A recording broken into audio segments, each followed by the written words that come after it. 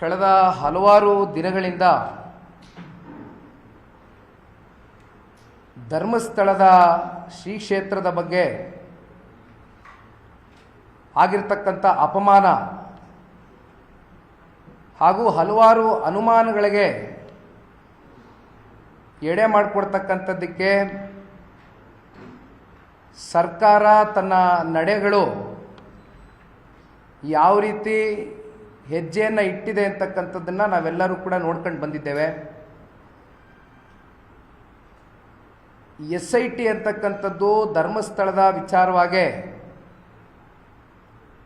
ತರಾತುರಿಯಲ್ಲಿ ಭಾಳ ಉತ್ಸಾಹಕತೆಯಿಂದ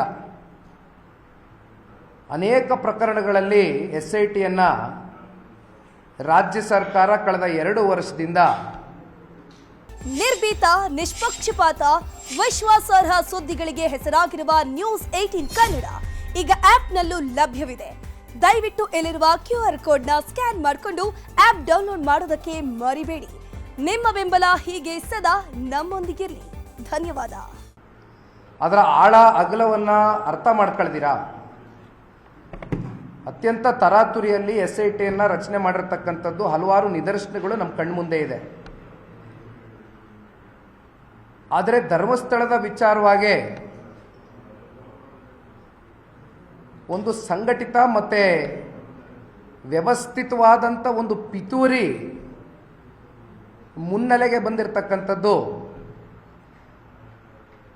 SIT ರಚನೆ ಆದ ನಂತರ. ಮೊದಲನೇದಾಗಿ SIT ಯಾತಕ್ಕೋಸ್ಕರ ರಚನೆ ಆಯಿತು ಅಂತಕ್ಕಂಥ ಒಂದು ಯಕ್ಷ ಪ್ರಶ್ನೆ ನಮ್ಮೆಲ್ಲರಿಗೂ ಕಾಡ್ತಾ ಇದೆ. SITಯ ರಚನೆ ಮಾಡ್ತಕ್ಕಂಥದ್ದಕ್ಕೆ ಯಾರೋ ಒಬ್ಬ ಅನಾಮಧೇಯ ವ್ಯಕ್ತಿ, ಮಾಧ್ಯಮದ ಮಿತ್ರರು ತಾವೆಲ್ಲರೂ ಕೂಡ ಆತನಿಗೆ ಒಂದು ಹೆಸರನ್ನು ಕೊಟ್ಟಿದ್ರಿ, ಮಾಸ್ಕ್ ಮ್ಯಾನ್ ಅಂತ ಕರೀತಾ ಇದ್ರಿ. ಆತ ಬಂದು ಯಾವುದೋ ಒಂದು ಬುರುಡೆ ಇದೆ, ಇನ್ನೂ ಹಲವಾರು ಮಾಸ್ ಮರ್ಡರ್ಗಳು ಶ್ರೀ ಕ್ಷೇತ್ರದ ಒಂದು ಆವರಣದಲ್ಲಿ ನಡೆದಿದೆ ಅಂತಕ್ಕಂಥದ್ರ ಬಗ್ಗೆ ಆತ ಬಂದು ಹೇಳಿದಂಥ ಸಂದರ್ಭದಲ್ಲಿ ಅದನ್ನು ಬಹಳ ಗಂಭೀರವಾಗಿ ಪರಿಗಣನೆಗೆ ತಗೊಂಡಂಥ ರಾಜ್ಯ ಸರ್ಕಾರ ತರಾತುರಿಯಲ್ಲಿ SITಯನ್ನು ರಚನೆ ಮಾಡ್ತಾರೆ. ಸುಮಾರು 17 ಕಡೆ ತಮಗೆ ತಿಳಿದಂತೆ ಎಲ್ಲ ಕಡೆ ಡಿಗ್ಗಿಂಗ್ ಮಾಡಿದ್ದಾರೆ. ಆದರೆ ಕೊನೆಗೆ ಆ ಮಾಸ್ಕ್ ಮೇಲೆ ಉಲ್ಟ ಹೊಡಿತಕ್ಕಂಥ ಒಂದು ಸಂಗತಿಯನ್ನು ಕೂಡ ಇತ್ತೀಚಿನ ದಿನಗಳಲ್ಲಿ ನೋಡಿದ್ದೀವಿ. ಜೊತೆಯಲ್ಲಿ ಮತ್ತೊಂದು ಯಾರೋ ಹೆಣ್ಮಗಳು ಕೂಡ ಈ ಒಂದು ವಿಚಾರಕ್ಕೆ ಸಂಬಂಧಪಟ್ಟಂತೆ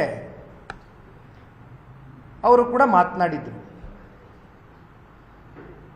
ಸರ್ಕಾರ ಯಾರೋ ಒಬ್ಬ ಇಬ್ಬ ವ್ಯಕ್ತಿಗಳು ಕೊಟ್ಟಂಥ ದೂರಿನ ಮೇಲೆ ಶ್ರೀ ಕ್ಷೇತ್ರ ಧರ್ಮಸ್ಥಳದ ಕಳೆದ 700-800 ವರ್ಷದ ಇತಿಹಾಸವುಳ್ಳ ಧರ್ಮಸ್ಥಳ, ಅಸಂಖ್ಯಾತ ಭಕ್ತರು, ಬಹುಶಃ ಅದು ನಾವು ಒಂದು ಕೌಂಟ್ಗೂ ಕೂಡ ತಗೊಳ್ಳಿಕ್ಕಾಗೋದಿಲ್ಲ.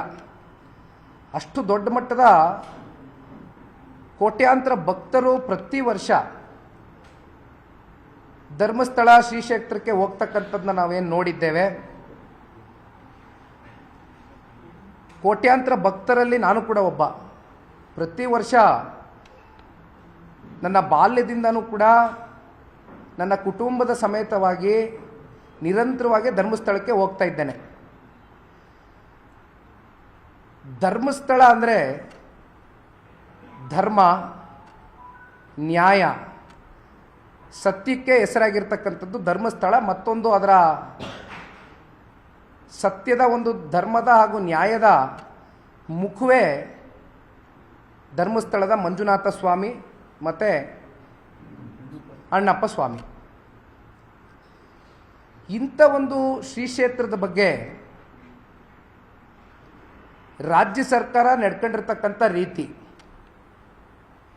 ಯಾರೋ ಒಬ್ಬರು ಇಬ್ಬರು ಅದನ್ನು ಹೇಳ್ತಾ ಇದ್ದಂಗೆ ಭಾಳ ಗಂಭೀರವಾಗಿ ತಗೊಂಡಿದ್ದಾರೆ ಅಂತಕ್ಕಂಥದ್ದು ಹೊರನೋಟಕ್ಕೆ ಕಂಡು ಬಂದರೂ ಕೂಡ ಇದರ ಹಿಂದೆ ಒಂದು ದೊಡ್ಡ ಪಿತೂರಿ ಒಂದು ಕಾನ್ಸ್ಪಿರಸಿನೇ ಅಡಗಿದೆ ಅಂತಕ್ಕಂಥದ್ದು ಇವತ್ತು ಪ್ರತಿಯೊಬ್ಬರಲ್ಲೂ ಕಾಡ್ತಾ ಇರ್ತಕ್ಕಂಥ ಒಂದು ಯಕ್ಷ ಪ್ರಶ್ನೆ. ಇಲ್ಲಿ ಯಾರೋ ಒಬ್ಬರು ಇಬ್ಬರು ಮುನ್ನೆಲೆಗೆ ಕಾಣ್ಬೋದು, ಆದರೆ ಇದರ ಹಿಂದೆ ಒಂದು ದೊಡ್ಡ ಸಂಘಟಾತ್ಮಕವಾದಂಥ ಒಂದು ಆರ್ಗನೈಸೇಷನ್ ಧರ್ಮಸ್ಥಳಕ್ಕೆ ಒಂದು ಕಪ್ಚುಕ್ಕಿ ತಗೊಂಡು ಬರ್ತಕ್ಕಂಥದ್ದಕ್ಕೆ ಒಂದು ಕಡೆ ಈ ಇಂಟರ್ನ್ಯಾಷನಲ್ ಮೀಡಿಯಾಗಳೇನಿದೆ, ಮೀಡಿಯಾ ಹೌಸಸ್ಸು, ಅವರು ಕೆಲವೊಂದಷ್ಟು ಧರ್ಮಸ್ಥಳದ ಬಗ್ಗೆ ಮಾಡಿದಂಥ ಕೆಲವೊಂದಷ್ಟು ಸುದ್ದಿಗಳು, ಮತ್ತೊಂದು ಕಡೆ ಕೆಲವೊಂದಷ್ಟು ಯೂಟ್ಯೂಬರ್ಸ್ಗೆ ಈ ಯಾವ ಒಂದು ಆರ್ಗನೈಸೇಷನ್ ನಮ್ಮ ಕಣ್ಮುಂದೆ ಇವತ್ತು ಕಾಣ್ತಾ ಇಲ್ಲ, ಅದರ ಸತ್ಯತೆ ಇವತ್ತು ರಾಜ್ಯದ ಜನಕ್ಕೆ ತಿಳಿಬೇಕಾಗಿದೆ. ಅದ್ರ ಬಗ್ಗೆ ಇವತ್ತು ನಾವಿಲ್ಲಿ ಕೂತಿರ್ತಕ್ಕಂಥದ್ದು. ಆ ಯೂಟ್ಯೂಬರ್ಸು ಕೆಲವೊಂದಷ್ಟು ವಿಡಿಯೋಗಳನ್ನ ಏನು ಮಾಡಿದರು, ನಿರಂತರವಾಗಿ ಧರ್ಮಸ್ಥಳದ ವಿರುದ್ಧವಾಗಿ ವಿಡಿಯೋಗಳನ್ನ ನಿರಂತರವಾಗಿ ಮಾಡ್ಕೊಂಬಂದರು.